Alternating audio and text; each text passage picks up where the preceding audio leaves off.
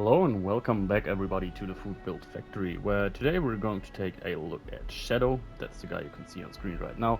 And as always, I'm going to show you some gameplay in the first part of the video, and in the second part of the video we're going to take a look at the perks, the mutations and the equipment. Now let's get right into it. This character is going to be a, on paper, pretty generic stealth sniper using VATS.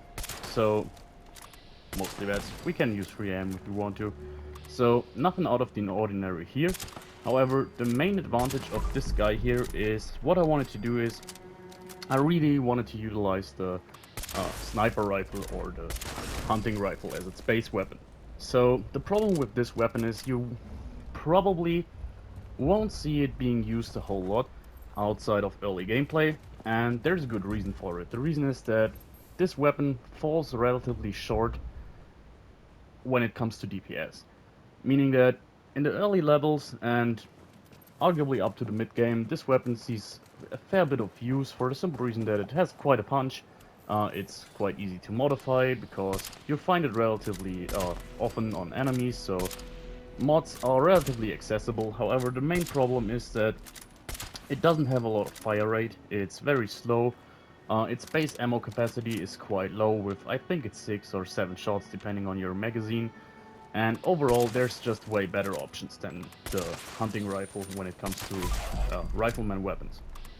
Now, we tackle this a little bit by using a pretty simple but effective modification here, and this is the hair trigger receiver.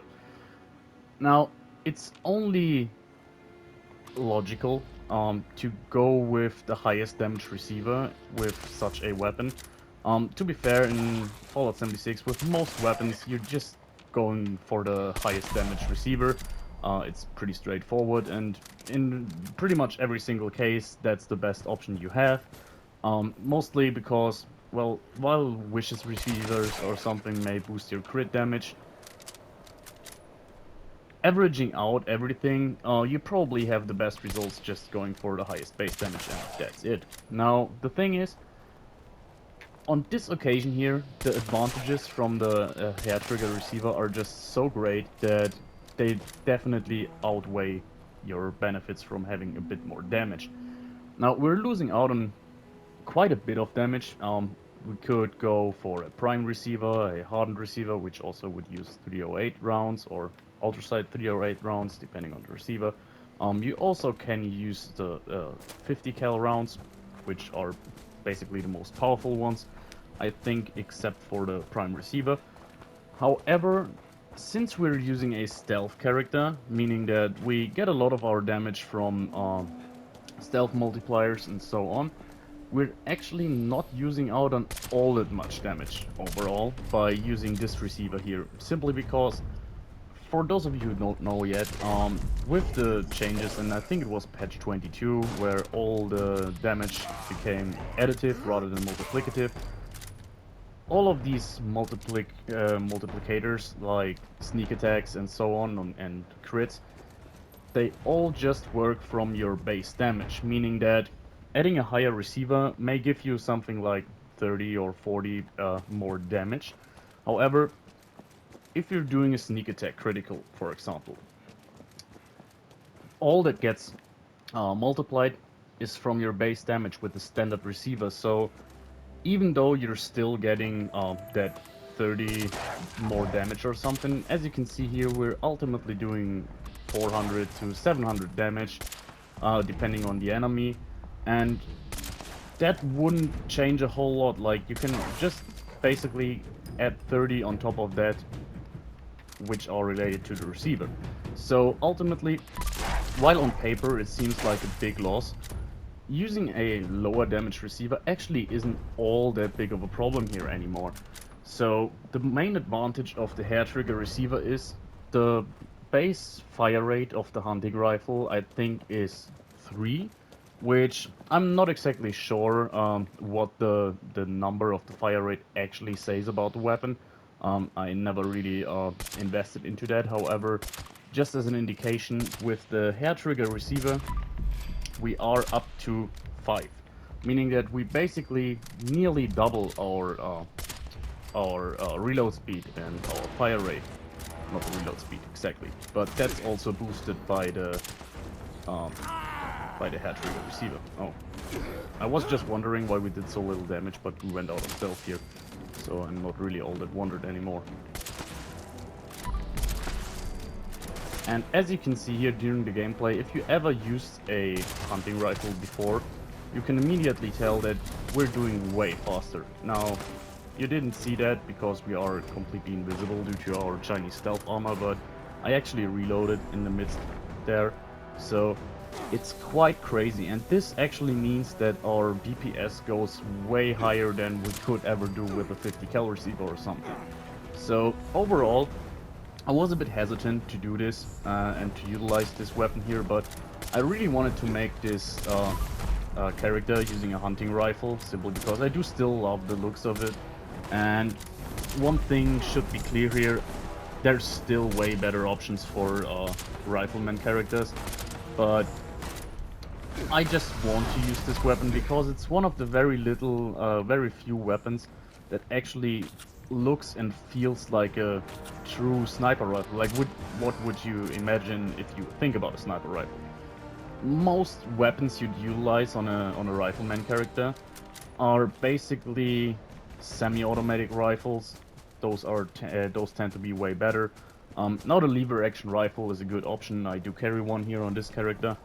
And I always liked lever action rifle, but it has this western vibe, a bit old school. So this here is really the only thing that looks and feels like a sniper rifle in a true sense.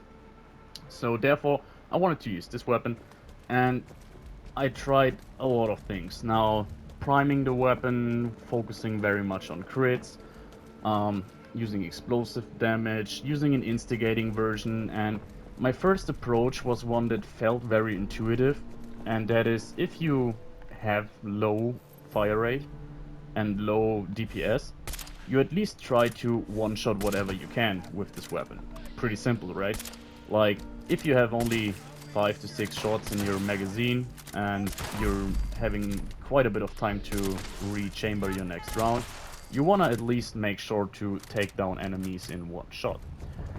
Now, this works relatively effectively for, let's say, 80% of all the enemies in this game.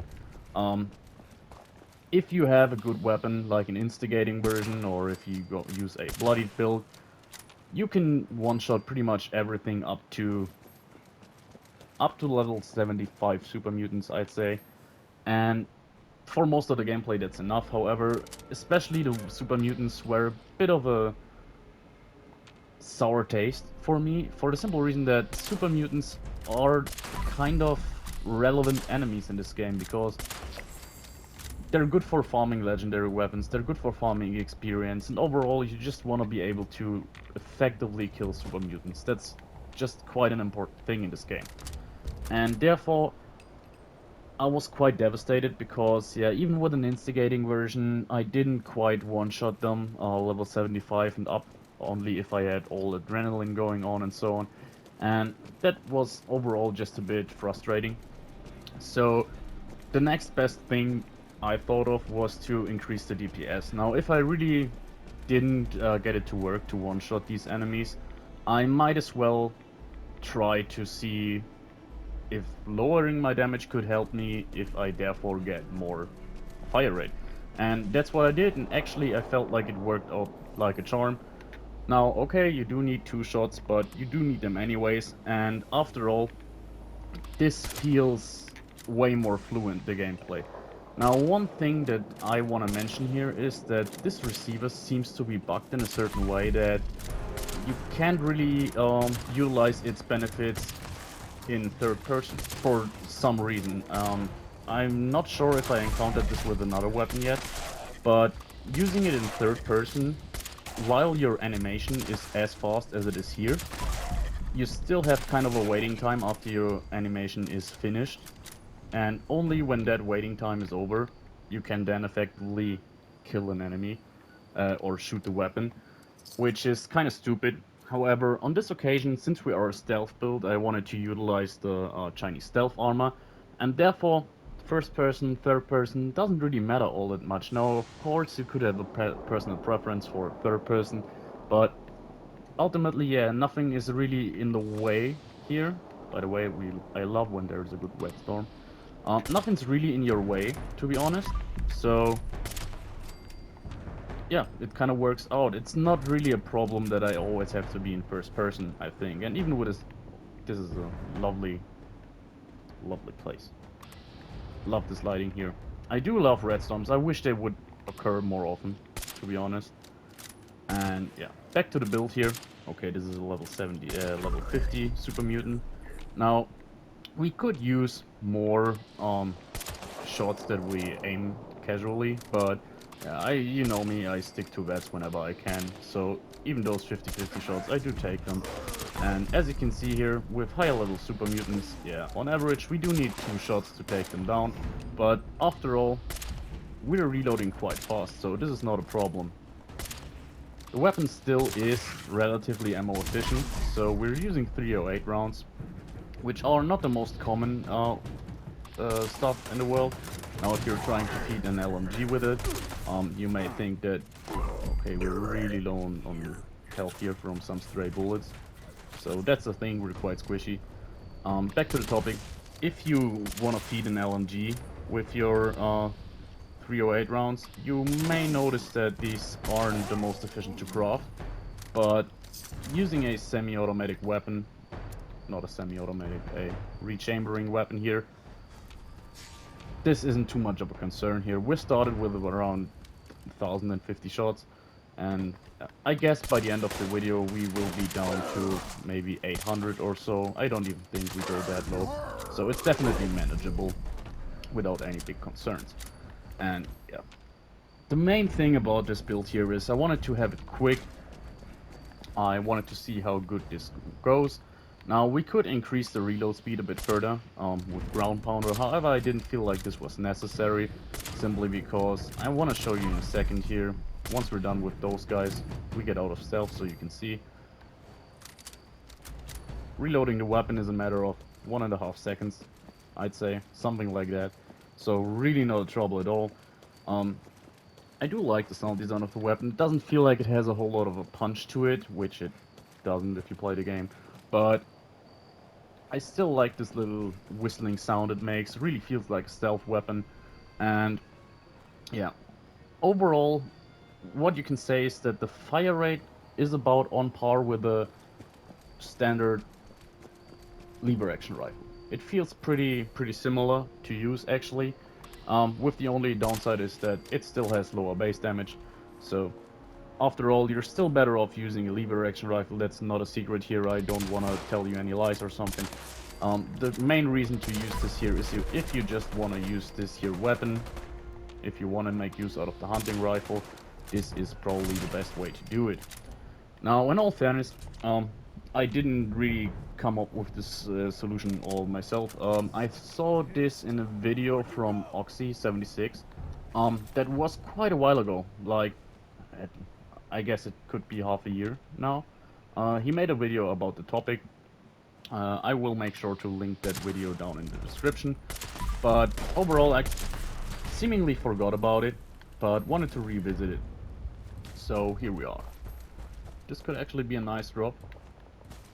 Too bad I made already quite a few videos about plasma weaponry, and I even have another one in the pipe. So yeah, you probably won't see this weapon in the video, but after all, quite cool. Could be very nice. I'll give it a shot. And yeah, he basically discovered this. He was testing with a bloody build, which is probably, yeah, it's the best build you can utilize. So nothing wrong with that.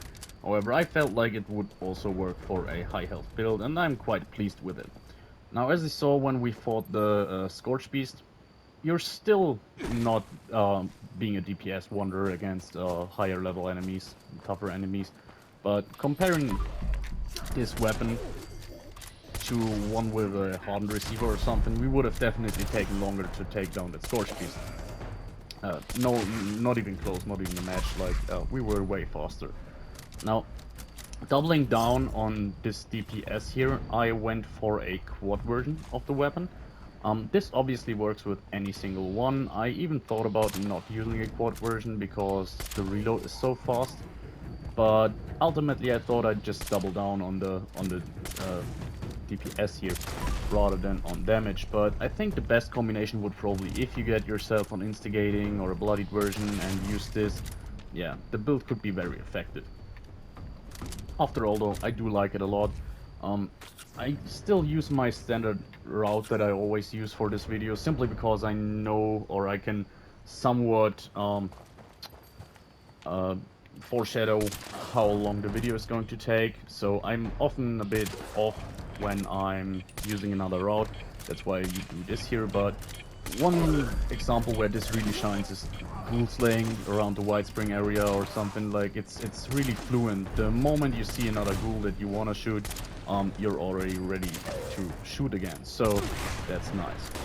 One thing I did notice, which is something I haven't really noticed using hunting rifles so far, it seems to be kind of related to this here weapon specifically.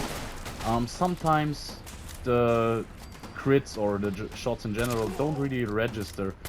It's not happening all that often, but it's quite noticeable. As I said, not a big problem really, simply because, yeah, you have the damage to, you have the DPS and can afford to lose one shot. That's not any trouble at all, but it still can be a bit frustrating. We also utilize crits. Now, if I could choose the perfect weapon here, I would probably still go for a quad explosive version, but with the faster crits build effect, and go for my pretty standard VATS crit build with 23 luck, just to get a crit on every second shot. That would probably be nice, but other than that, if you don't have access to an explosive version, I think VATS hit chance would do relatively well, but yeah, that's pretty much it. Now, the quad explosive version is quite nice simply because, yeah, the explosion gives us a little bit more base damage, which we lose out on in the first place by using another receiver. And also, we're not having any legendary effects or something. Also, we're now taking a look at the build itself, and you will see that we're not min-maxed for damage after all. So I hope you did enjoy the gameplay. I think it's pretty clear that the main topic of this video here was to show how fast the sniper rifle can get. I will now just shoot like 3 or 5 rounds in the ether here, just to, because all of the video I was stealthed, so you can see how fast it goes. Now I sadly don't have another hunting rifle on me, I kind of forgot that, but wait a second. These are super mutants, they often carry hunting rifles. Wow, that search took long. Okay, I'm stuck. Perfect. Where am I stuck here? How did this happen? Well, doesn't really matter. I can show that off now, so...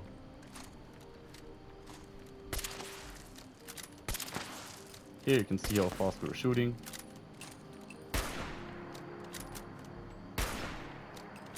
You can see there's quite a difference here. And now let's get into the build a little bit more. First and foremost, our mutations. We do have bird bones here, chameleon, eagle eyes. Okay, let me test something. Where is he?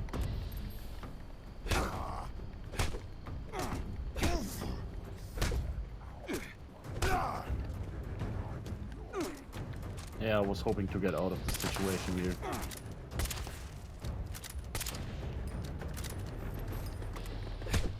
Okay, perfect. We're 3 again. This, for example, was one of the situations that I mentioned where the crit didn't really register.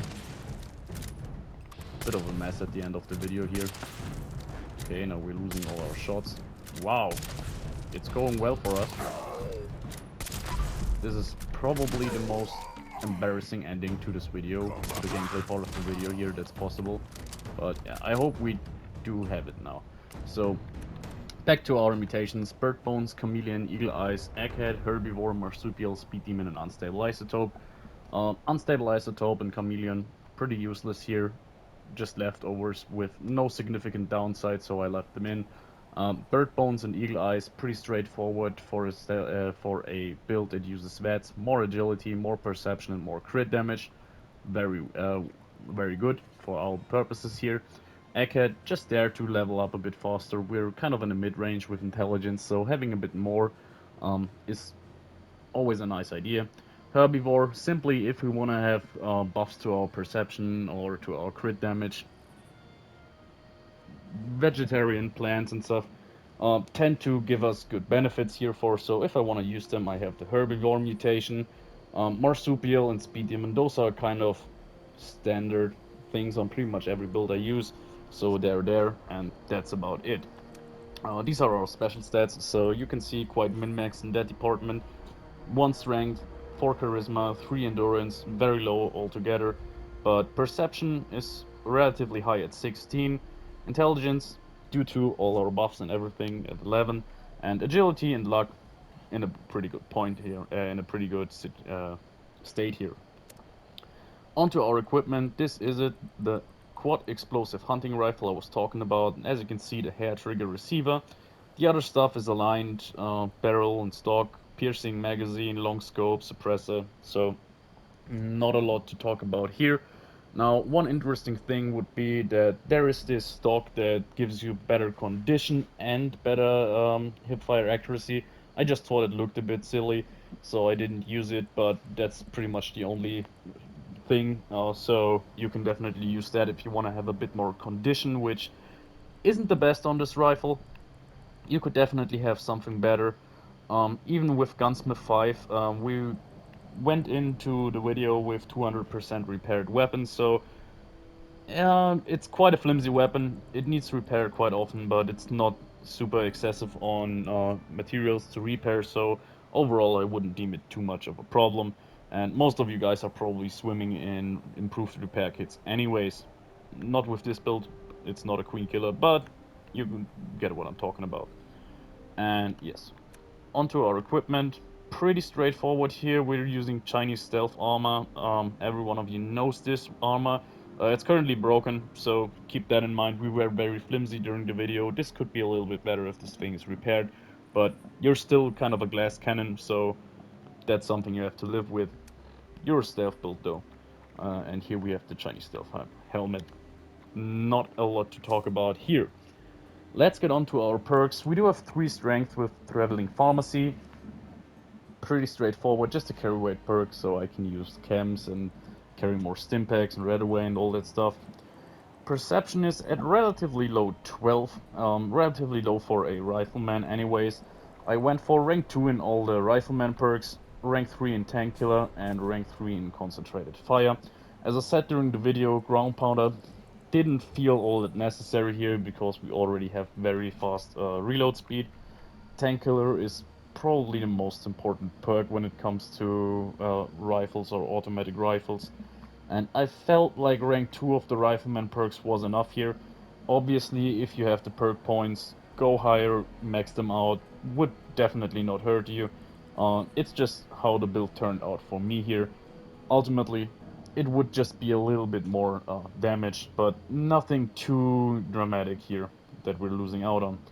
In Endurance, we have one very important perk here, Fireproof. I have it on very often for the simple convenience, but on this situation I really wouldn't go into the build without it, for the simple reason that we don't have access to a dense chest piece, just because we're using the Chinese stealth armor, and we after all firing explosive bullets, so even with Fireproof rank 3 we can damage ourselves a little bit, but it's nothing too dramatic. Without Fireproof though, you really have to keep your distance, and sometimes a ghoul runs in your direction, or a very good candidate for this are also the mutant hounds. They often tend to run up to you. They don't really find you, but they're sticking around in your proximity, and if you want to shoot them, you damage yourself severely without this perk, so Fireproof definitely a good choice here. Adamantium Skeleton, quite simple. If you get you often get shot by just random blind firing, and if in this situation one of your legs get crippled, it can be that the stagger animation lets you stand up, so your stealth breaks and you have to get back into stealth. But in that little time section where you are not in stealth, enemies can just overrun you quite easily, so Adamantium Skeleton was a good choice here.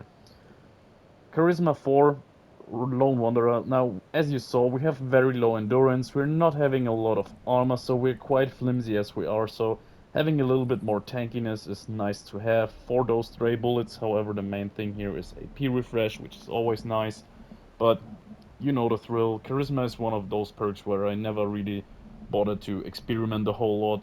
Um, it's kind of my dumpster in most builds, most at least. Intelligence at 9, we do have rank 5 of Gunsmith, as I said briefly. Now, obviously you can go without Gunsmith. It just, yeah, the weapon is relatively flimsy, so I really thought on this occasion it's definitely still worth it. And then we have rank 4 of Demo Expert. Now, another rank would have given me like 3 more damage, I think it is. So it didn't really feel necessary to max it out on this occasion. Rank 4 felt kind of enough here. We obviously want to have a good boost from our explosive damage, but it's nothing we rely too heavily on.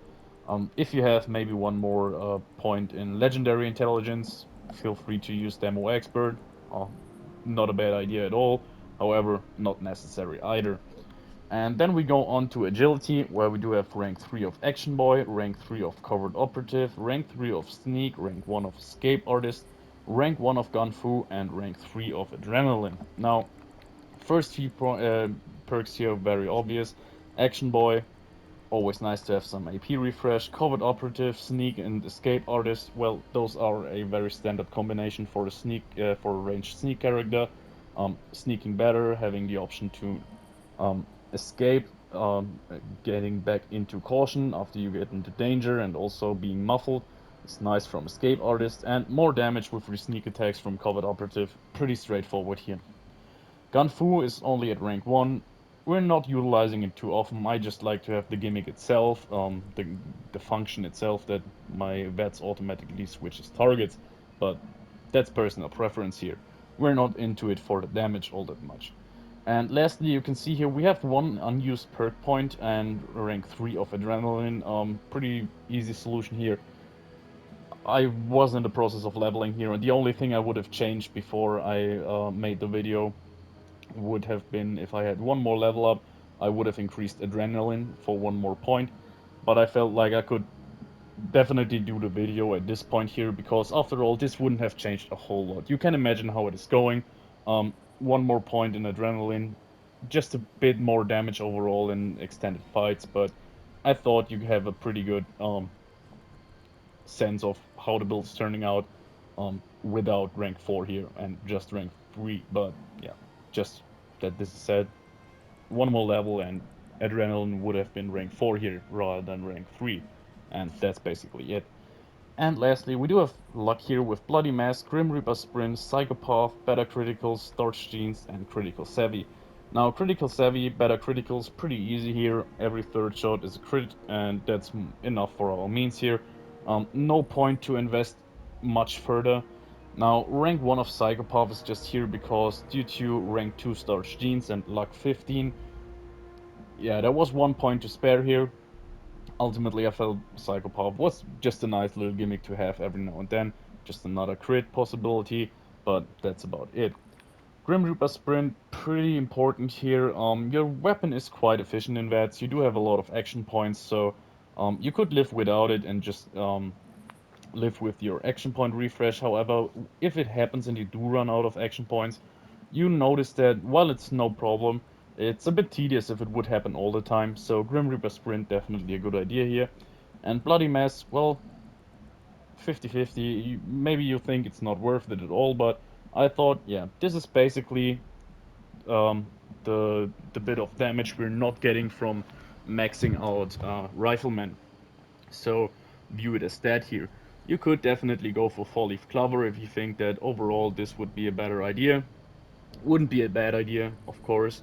But ultimately, yeah, I went for Bloody Mess just to get a little bit more damage overall, which didn't feel bad at all. And yeah, that's it in terms of normal perks, and now we take a look at the legendary ones. So as you can see here, the only noteworthy one is Follow Through, which is only at rank 2, so keep in mind maxing that out One of the most important perks for a sneak character, a ranged one at least. Way more damage, so this is definitely a good idea, especially if you're fighting bosses or so on. And the rest of the perks here is just used to give me more access to stats and therefore perk points. So legendary luck, perception, endurance, intelligence, and agility. Pretty straightforward here, not a lot to talk about. So that was it. That was Shadow. I hope you did enjoy the video, guys. Now, uh, lastly, to give a conclusion about the build, while definitely there are better rifleman perks, not perks, rifleman builds, or mainly the weapon is the more important choice. You're better off with a similar lever action rifle that could outperform this weapon here, and yeah, ultimately the best weapons in my opinion for a rifleman character are something like the handmade or the fixer if you turn them into a semi-automatic. However, if you want to have a sniper experience and really feel like this kind of marksman, I feel like having something you manually have to reload after every single shot and so on. This just brings the sniper feeling a bit more, because if I went for something like a semi-automatic handmade or a fixer, a combat rifle, then there's really no difference in just going for commando and be yet more effective. So after all, I feel like if you want to be a sniper, you probably want to have something like this in experience. And yeah, I felt like this really felt like a viable solution for a stealth sniper. You'll always have the option to carry more powerful stuff for boss fights, carry maybe a gauss rifle for maybe a zealot's gauss rifle for scorched beast or so on. But as a main weapon, you can definitely get away with this here. And as I said, you don't even need a quad version. It's just nice because it doubled down on the whole theme we were going for here. But something like an instigating anti-armor bloody junkies one would definitely not be bad at all. Now, I'd be curious how far you can even get this by using one with faster fire rate. This could be kind of ridiculous. I'm not quite sure if Oxy shown that in his video, but as I said, I'm going to link that in the description so you can have a look for yourself. And ultimately, yeah, that was it. I hope you enjoyed the video, guys, and see you next time. Bye!